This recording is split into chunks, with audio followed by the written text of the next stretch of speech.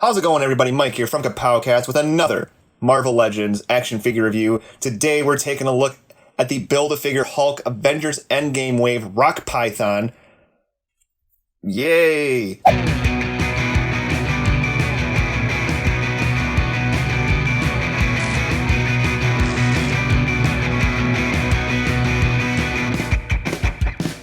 I'm not gonna lie, I don't really know a lot about old Rock Python here. But there we got an image on the side, that looks pretty good. Another image on the back. There we have the other figures in the wave, which we will also be taking a look at, except for War Machine there. Still haven't quite found him, and we don't really need him to complete the Hulk, so he'll have to come a little bit later. We do have a bio there if you want to read that, if you want to figure out who Rock Python is. There you go. Another image on the side, nothing really on the top. And blah, blah, blah on the bottom.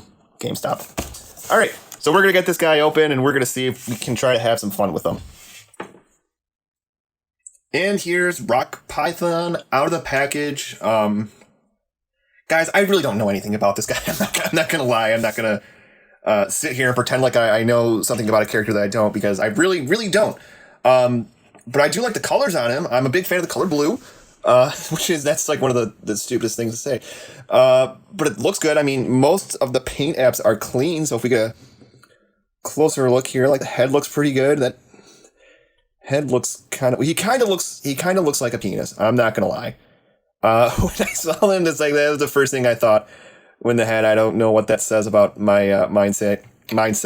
But you know, I don't know if there's a black wash right here, if it's just kind of the purple bleeding through that blue. Regardless, it's still very clean for a Hasbro figure, because they can get kind of fuzzy around those lines sometimes. But if we zoom in here, get that baby to focus, it looks pretty good. Looks good throughout there. If you crank him back, it goes all the way through, so that's always nice. Belt. Back of the figure, not bad. You got a peg hole right there, so if you want to get kind of flight stand, put him on there. You can. I don't think he flies. He's a snake. I'm assuming not. As I said, I don't really know a whole ton about the Serpent Society or him in general. So they're kind of to me a bunch of jabronis to me, honestly. I said it. I know somewhere there's a Serpent Society purist shaking their fist at me saying, how dare you? But, yeah. But, I mean, it's a fine figure. It looks good. The paint apps are clean. The coloring's good. I like it. You know, if you're army building these guys, the rest of the Serpent Society, I'm assuming he probably looks really cool with the rest of them. So, you know, he gets some points there. But let's take a closer look at the articulation. Okay, so articulation for Mr. Rock Python here is as follows. His head's on a ball joint, so it can go left and right and all around.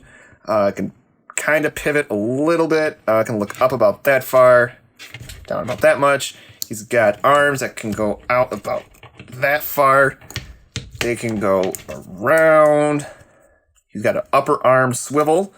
He's got double hinged elbows. This one took some time to get going. It was a little stuck, but seems to be working fine now.